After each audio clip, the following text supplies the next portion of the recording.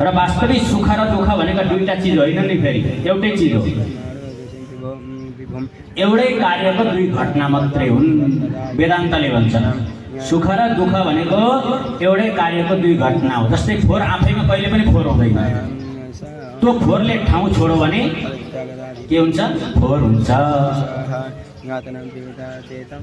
सुखले सिस्टम बिगार्यो भने व्यक्तिले दुःख पाउने हो, दुःखले सिस्टम मिलायो भने व्यक्तिले सुख पाउने हो। जस्तै एउटा सफा कोठा छ नि, त्यो सफा कोठामा कसैले गाईको थलोबाट एक मुठी गोबर ल्याएर, एक हात गोबर ल्याएर कोठाभरि छरिदियो भने के हुन्छ? त्यो कोठा फोहोर भयो कि भएन? केले फोहोर भयो? गोबरले फोहोर भयो। तर गोबर आफैमा फोहोर होइन नि, फेरि त्यसले ठाउँ छोडो फोहोर भयो, कोठा फोहोर भयो। तर त्यही गोबरलाई तपाईँले त्यही कोठाबाट उठाएर तपाईँ खेतमा लगेर हालिदिनुहोस् त, अब त्यो खेत के फोहोर भयो त? भएन नि, होइन? खेतभरि तपाईँले गोबर देख्नु भने के भन्नुहुन्छ? आहा कति राम्रो खेत हेर, मलै मल छ। अब त्यही गोबर फेरि कोठामा आयो भने के भयो? फोहोर भयो। कोठामा 2-4 दिन हामी झाडु लगाउँदैनौँ, धुलै धुलो हुन्छ। कति फोहोर कोठा हो भनेर भन्छौँ हामी, झाडु लगाउँछौँ।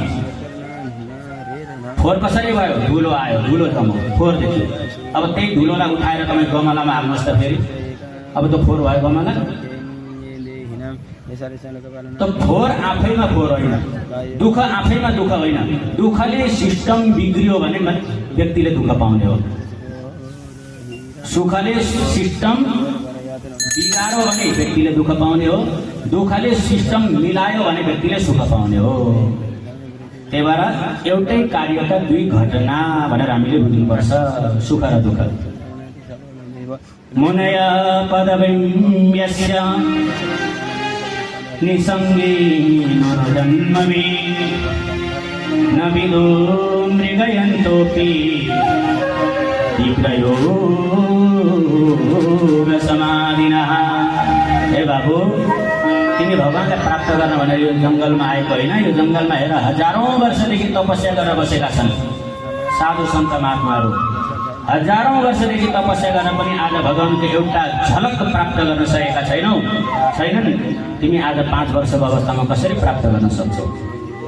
त्यही भएर मेरो भनेको मान्छौ भने सर्क जङ्गल छोडेर घर जाऊ, यसैमा तिम्रो कल्याण छ। ध्रुवजी महाराजले आँखाबाट अश्रु धारा बगाउँदै भन्न लाग्नुभयो, हे गुरुदेव, हजुरले दिएको जुन ज्ञान हो नि, बहुमूल्य ज्ञान हो, अमृत तुल्य ज्ञान हो। तर मेरो हृदयमा त्यो ज्ञान तपाईँको अडिन सकेन, टिक्न सकेन। किन भन्दाखेरि मेरी माता सुरुचिले यति नराम्रा वचन बोलिन्, त्यो वचनले मेरो हृदय छित्रभित्र भएको छ, चाल्नु जस्तो भएको छ। कसैले दुध दुन गयो गोठमा, बाल्टीको सट्टामा नाङ्लो लिएर गयो, चाल्नी लिएर गएर दुध दुन थाल्यो भने त्यो दुध त चाल्नीमा अडिन्छ त? अडिँदैन। त्यस्तै प्रकारले मेरो हृदय भनेको सुरुचिको माताको वचनले मेरो हृदय छित्रभित्र भएको छ। तपाईँले जतिसुकै ज्ञान, अमृत रूपी ज्ञान दिए तापनि त्यो ज्ञान मेरो हृदयमा टिक्न सकेको छैन। एउटै लक्ष्य बनाएको छु, सर्वोपरि नारायणलाई, हरिलाई प्राप्त गर्ने लक्ष्य बनाएको छु। हजुर त केवल मलाई मार्ग प्रदर्शन गरिबक्सियोस् प्रभु, पथ प्रदर्शन गरिबक्सियोस्। भगवानले मैले कसरी प्राप्त गरौँ?